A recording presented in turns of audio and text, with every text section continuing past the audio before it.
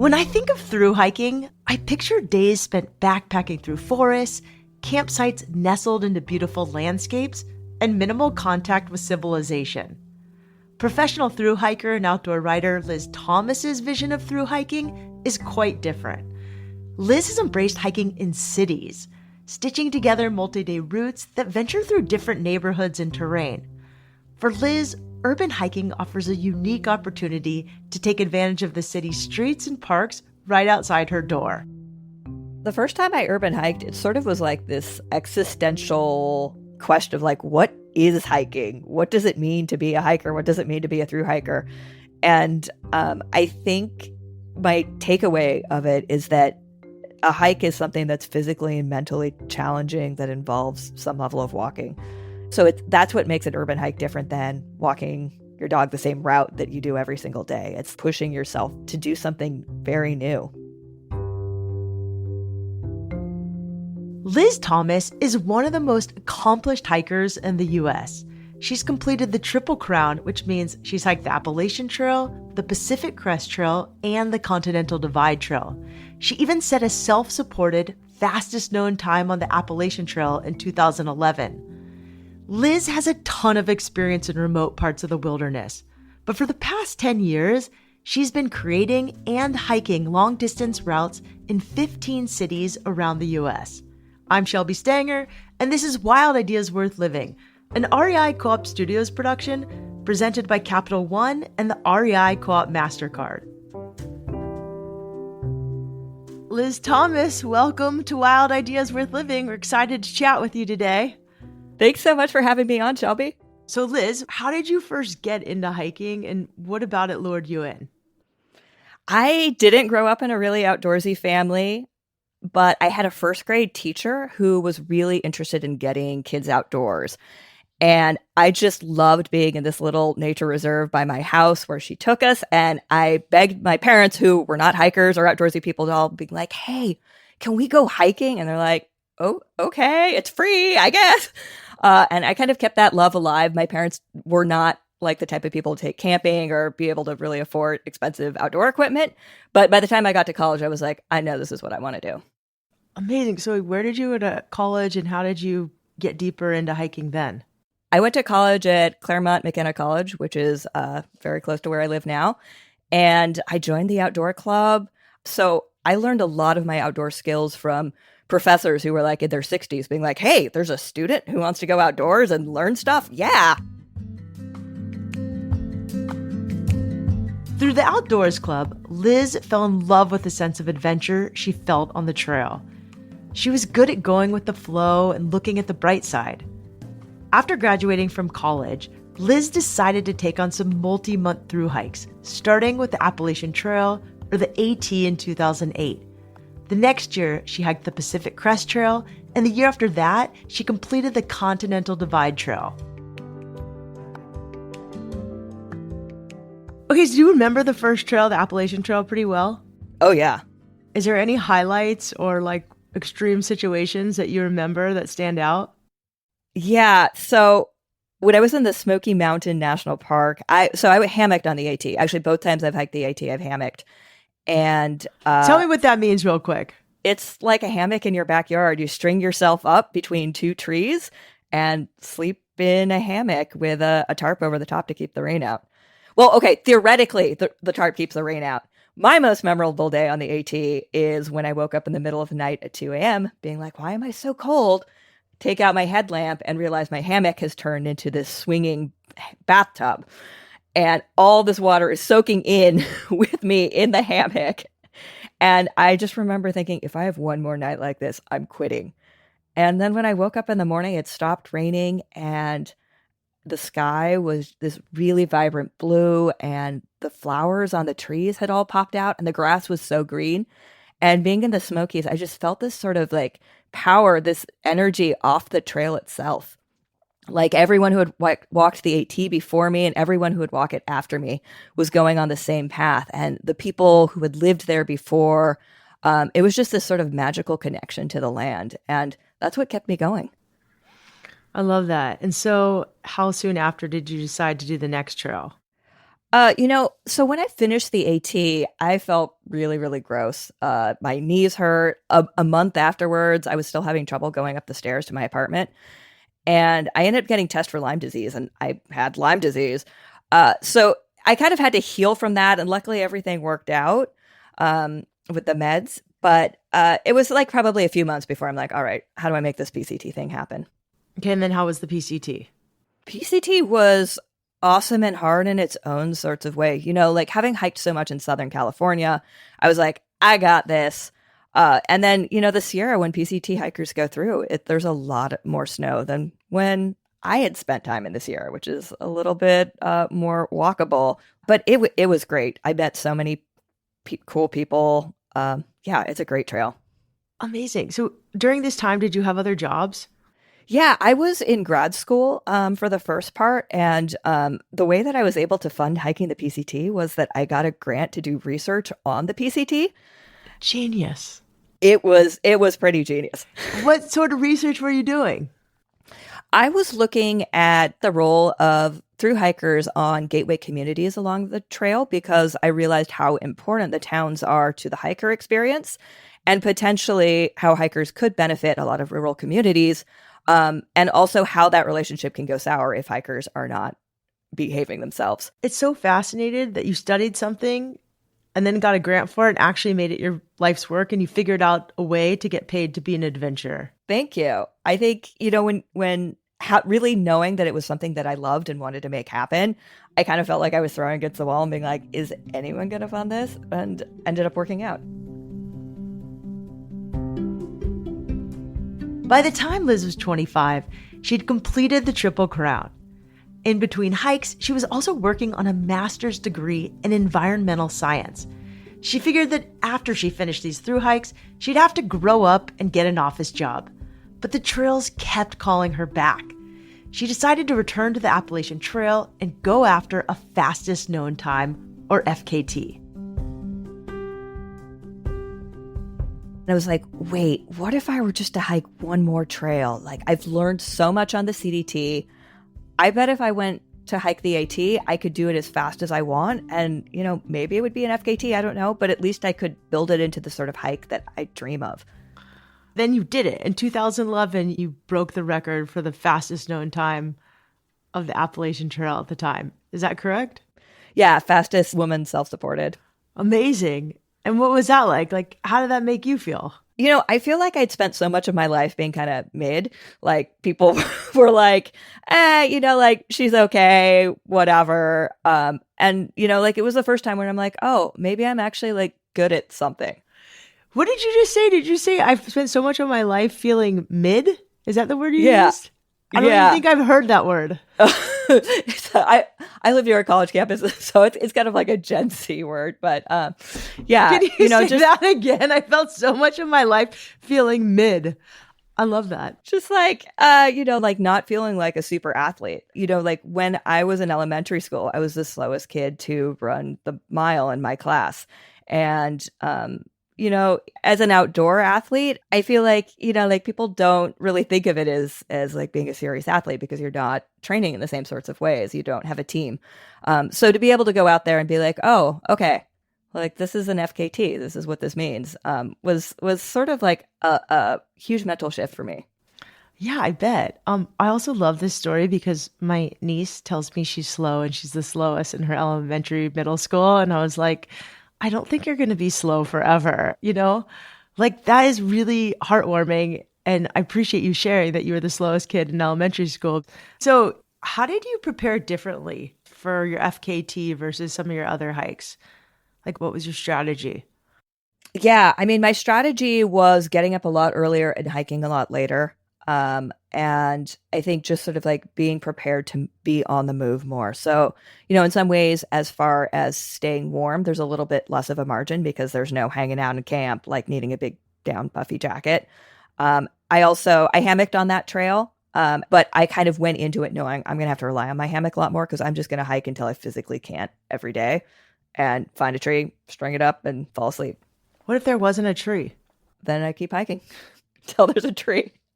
So can you tell me like what a typical day was like? I know this was a long time ago, but like take me from waking up to actually hitting your head down in the hammock. Yeah, I would wake up in the dark and just get hiking, oftentimes solo. It was a lot of times solo. I think because I got ahead of the pack, the AT often is seen as a really social trail, and I didn't see that many people at all. But in some ways, like it was so exhilarating to have the AT sort of to myself and to be going at the speed and seeing all these things that I'd seen my first through hike. I was so excited to go around the next turn because I had been there before, and I was like, wow, I'm back here. I never thought I'd be back here. It's so beautiful. I'm so excited to be here. It was like, I was so tired. I was like happy delirious.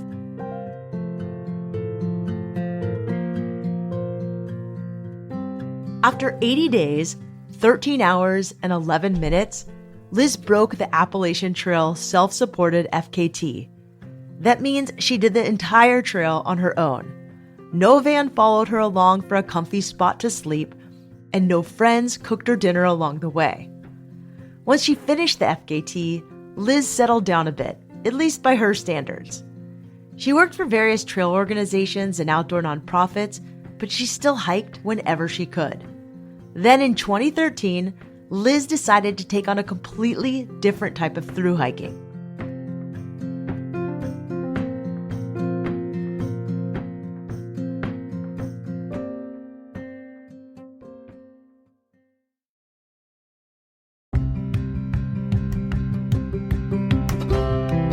Let's play a game. If you could turn your everyday spending into limitless possibilities, what gear or apparel would you grab? What ticket would you book? Which wild idea would you make a reality? All right, I'll go first. If I could go anywhere and do anything like right now, I'd pack my bag for a surfing and hiking trip to Chile. The good news is that the REI Co-op MasterCard is the perfect card to support wild ideas like mine. It has you covered with rewards and benefits that encourage your love of the outdoors. This card is exclusively for REI Co-op members, taking your membership even further with card rewards on every single purchase, whether you're shopping at REI or anywhere else. And you can redeem your card rewards as you earn them, so you can finally grab those new hiking boots you've been eyeing, stock up on snacks, and keep more cash in your pocket. Head over to rei.com/mastercard-podcast to see if you're pre-approved today. That's rei.com/mastercard-podcast. Terms apply.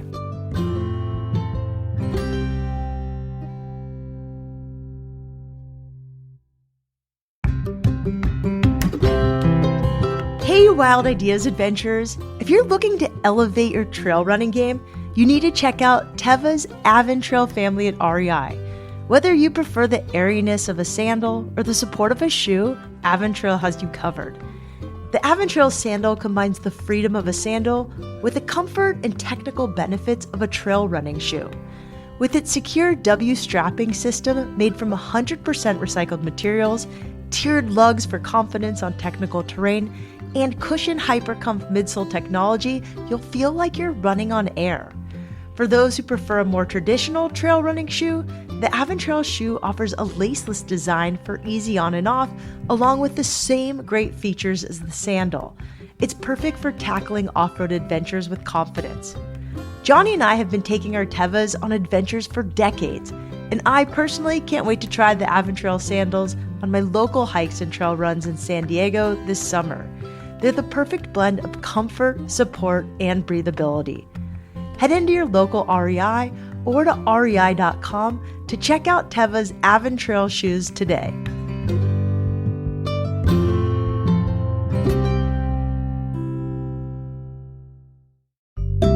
Hey, Wild Ideas listeners, I've got some exciting news to share. Wild Ideas is heading to Denver, Colorado with the REI crew from May 29th through June 1st for the Outside Festival. It's going to be an incredible weekend filled with good music, delicious food, outdoor activities, and inspiring conversations with some of the biggest names in the outdoor space. I'll be interviewing guests live on the Ideas stage and our very own Wild Ideas stage in REI's Camp Co-op. If you're at the festival, come by and say hi. And here's a special request. On Saturday, May 31st, I'll be interviewing professional climber Alex Honnold, and I want to ask him questions from our Wild Ideas listeners. If you have any questions for Alex, email them to podcasts@rei.com, and yours might be featured during the interview. That's podcasts@rei.com. Don't miss out on this amazing event. Grab your tickets today. We'll include a link in the show notes, and I'll see you in Denver.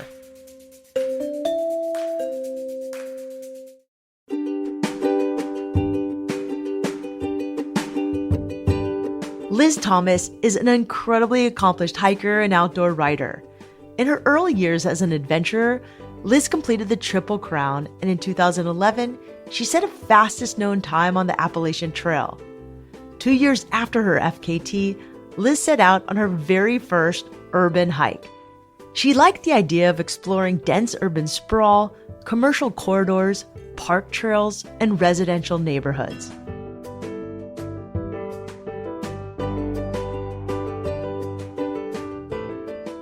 I want to shift gears a little bit because you're known for urban hiking. What does that look like actually? Like, where have you done some great urban hikes? I've urban hiked in, I believe, 15 cities. My first one was Los Angeles, San Francisco, Seattle. I lived in Denver for a while, so I did quite a few in Denver, Tucson, Grand Rapids, New York City. So what inspired you to start urban hiking? I got a cold email on my website from this group of urban hikers in LA who were like, hey, we do urban day hiking. We have a group that's really big activists around this. Would you like to come do an urban thru hike connecting a lot of these day hiking routes? So based on this total stranger that emailed me, I was living in Denver at the time. I went out to LA, stayed at these total strangers' houses, and just kind of like trusted the universe, being like, sure, I'll check this out. And it was awesome. So what'd you guys do? Where'd you start? Where'd you go? Where'd you sleep? Where'd you eat? So this route is called the Inman 300. It was invented by Bob Inman, who's a big enthusiast of urban hiking in LA, and also is really into these public stairways that are in the hills of LA. And the idea is to connect all of these 300 public stairways in one route that is about the same length and the same elevation gain as the John Muir Trail, the Numupoyo. How amazing. So what did this whole hike look like? Take me through the whole thing. So it looked like a lot of going up really, really steep stairways. LA, very notoriously, there are canyons where there's no cell reception. I had a really bad phone at the time, so I printed everything as paper maps and was navigating. It feels a lot like trying to navigate slot canyons in Utah, because you're like counting how many canyons you have, trying to keep track of where the streets are. The public stairways are often hidden behind people's trash cans or bushes. So you're like kind of like peeking behind people's houses, trying to see whether it'll go or not. It's kind of like a wild adventure. And then where are you eating and where are you sleeping on this one? Yeah. I was able to sleep at the houses of people who are part of the urban hiking community in LA, who very kindly put me up. And then eating, the foods tend to be at the lower thoroughfares. So if you're up in the hills doing a bunch of stairways, it could be hours between when you see the next restaurant. I also carried a lot of food with me. I carried almost like a thru hiking amount of food with me, which was that was a rookie move. That was my first urban thru hike. There's food everywhere, and I didn't need to be bringing 5 days worth of backpacking food with me. What about that hike in New York? What was that one like? Yeah, so in New York City, that one was one of my most organized ones. I kind of everyone was like, when are you going to do New York? And I'm like, I'm a New Yorkophobe. It's a really big city. I'm afraid of New Yorkers. Every time I've gone to New York, it's been terrifying. I think as an urban hiker, I kind of got into it because, I'd done all of these wilderness treks, but cities still terrified me. And New York was the number one place that terrified me in terms of all of the people, all the mess. So for the New York City one, I hiked 225 miles through all 5 boroughs. And that was done in partnership with the Trust for Public Land, specifically because the more urban hikes that I did, the more I learned how important green space is within cities. And the Trust for Public Land has been working on this project in all 5 boroughs to build green spaces, parks within communities. So where do you sleep? That one, most of my urban hikes require a lot of planning on where do I sleep because, like I'm hiking solo. I'm don't know a lot of the neighborhoods and I'm not going to just go sleep behind a trash can. So I'll figure out where hostels are. If I have friends in a city, I will plan my trip around where they live. Sometimes I'll use Airbnbs as well. Okay, so you're not like setting up a tent in the middle of Central Park. No, I have done that on not in the middle of Central Park. I have done it on some urban hikes, but it's in cities that I know that it's pretty much okay. I'm guessing there's a certain appeal to urban hiking because you get to sleep in a real bed and you get to use a real toilet. I could see that being an allure for a lot of people. For me, because I feel really comfortable in wilderness where I'm digging my own cat holes and sleeping on the ground, I think the allure is really sort of challenging myself in a different ecosystem, in an urban ecosystem. And I think also the allure is really like getting to understand cities more. I think when you're on foot, you can see how cities are all connected. So a lot of times, especially in these days, there's sort of like the rich areas and the poor areas and like the safe areas and the not safe areas. And when you're on foot, you realize they're all just kind of this continuum of a city. They're all connected. And it really makes me feel as if communities are connected, even though we might think of people who live on that side of town as being so different than us. So, how do you consider safety, especially when you're alone in the city? Yeah, I mean, I think one of the things that I try to keep in mind is like, for many people, the neighborhoods that are considered unsafe, this is where they live, and just sort of like being really present and mindful of what's around me. And I usually try not to hike at night solo. If I think I'm going to be hiking at night, I'll try to find some other people who will hike with me. But I think, like a lot of times safety is overemphasized, just like walking in the woods. A lot of times, if you're walking with purpose, it's fine. Tell me more about what you learned about urban hiking versus like wilderness hiking, what you liked about it, what was different. Yeah, I think the thing that surprised me the most about urban hiking is the similarities with through hiking in the wilderness in the woods. Just sort of what it's like to push your body all day, what it's like to have to navigate and keep your mind sharp and just be open to sort of opportunities that come up along the trail.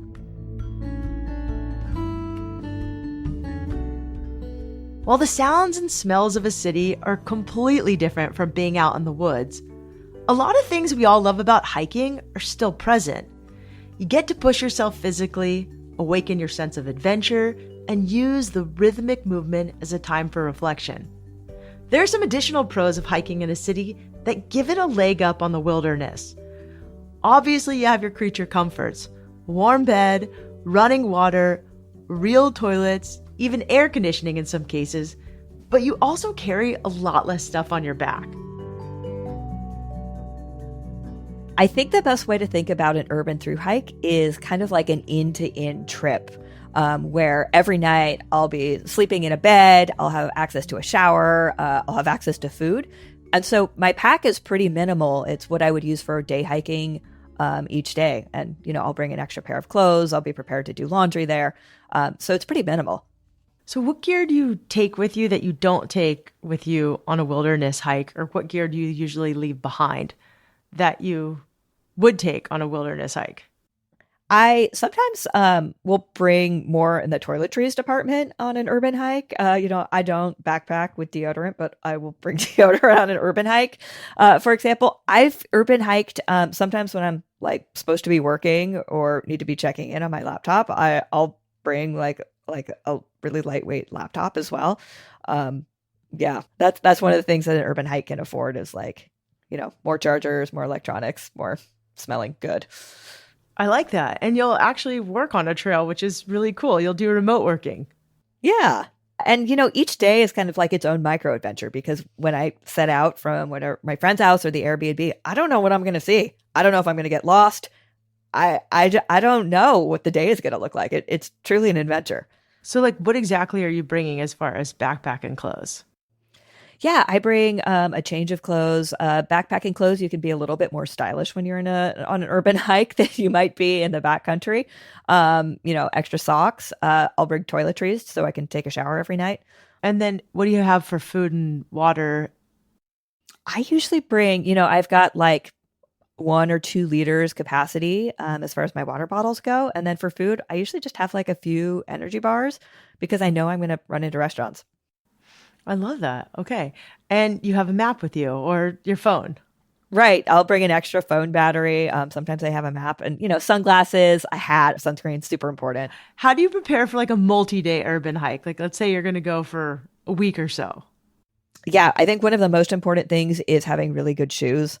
And the shoes that you need for urban hiking are different than what you would use for backpacking.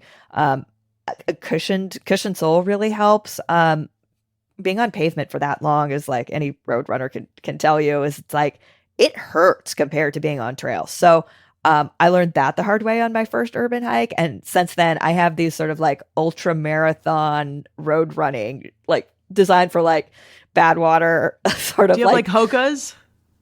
They're the ultra paradigms. So like Oh, the they're just ultras. like, Okay. yeah, they're like super, Awesome. super cushioned. But yeah, Super Hokas are cushy. also really popular among urban hikers. What are there other things that you need to do to prepare if you're going for multi-day? So we got shoes. I liked when I'm doing my planning, not only do I plan where I'm going to stay each night, but I also like to plan things like where can I eat? Where are the bathrooms? Where might there be drinking fountains? Where might there be like a picnic table that I can sit at and take a break for a while? I think those are all really important parts of urban hiking. Where have you had your most magical meal? Oh, so when I was hiking in Seattle, I was with this really rad woman, Vivian, who was like an ultra runner who would only run it in the city to train. She would run from bakery to bakery. So she like had all the hookups being like, this is the best croissant in this neighborhood. Oh, when you get to that neighborhood, you need to go here. So that was awesome. So I'm making my partner do he and I are gonna do like a coffee through hike and we're gonna like stop at every single coffee shop from like here all the way up to the tip of the coast and eat Yeah. as many pastries. I think there should be more like coffee hikes. I love this. I considered so I've done urban through hikes where I go from brewery to brewery. And I I would considered just be doing too drunk. That's why I can't do that. there was a big learning curve with that. I had a friend who was our designated hiker, and I considered after that doing a coffee hike, and then I was like, I would get too caffeinated. Well, I was like coffee, tea, pastry, like whatever. You stop and you get like a snack at every little place. I would love to join you for that. The beauty of urban hiking is that you can plan a hike around whatever interests you. Art galleries? Yep. Plant nurseries? You bet. You want to do a hike around the best cookies in town? Abso-freaking-lutely. Personally, I'd plan to stop at surf shops and coffee shops. All you have to do is put your stops in on your favorite maps app and boom, your route is ready. Liz told me that she likes to do a little extra research and use satellite view. You never know where you might find a cool bike trail or an unpaved road.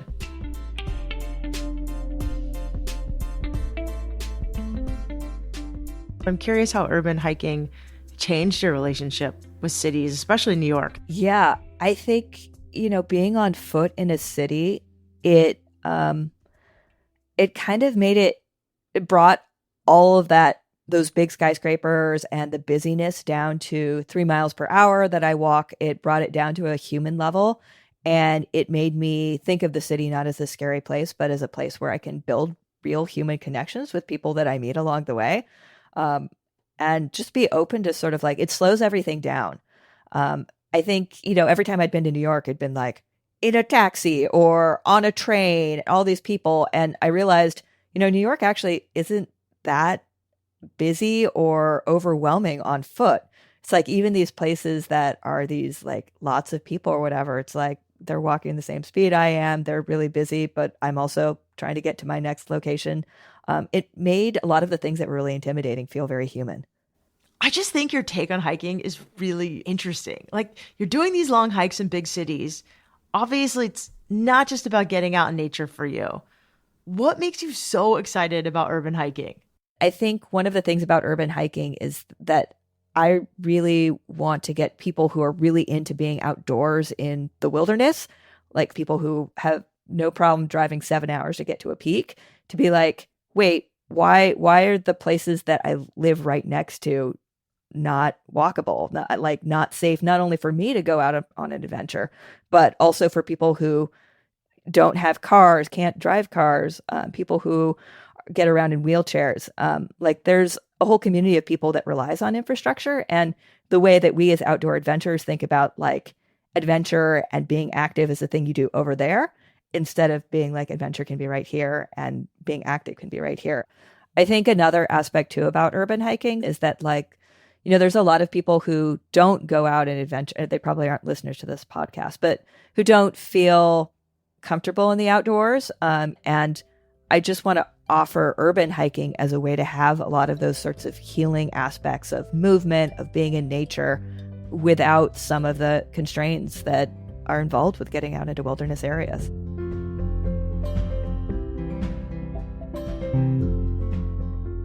To follow Liz and learn more about her riding and adventures, you can find her on Instagram at Liz Thomas Hiking. That's LizThomas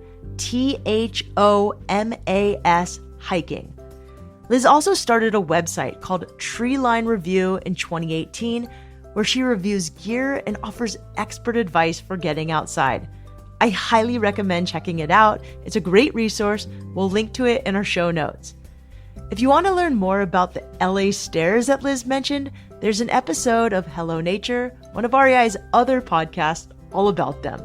We'll link to that in our show notes too. Wild Ideas Worth Living is part of the REI Podcast Network.